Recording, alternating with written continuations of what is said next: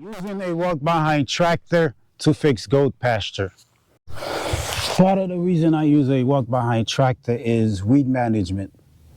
It helped me keep control of weed. You see how loose this soil is? See? It's very loose. So when I plant cover crops or grazing crops for the goats, they thrive because the soil is no longer compact, very loose. I thought my goat had a nutrition problem. It turned out my pasture had a management problem. On small acreage, pasture declines slowly.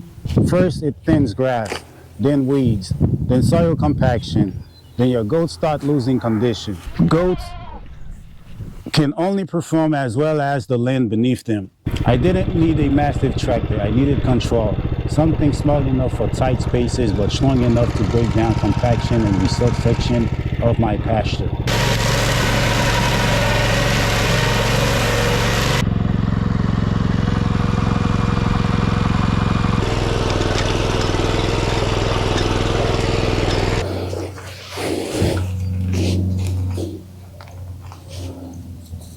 The goal wasn't power, the goal was efficiency.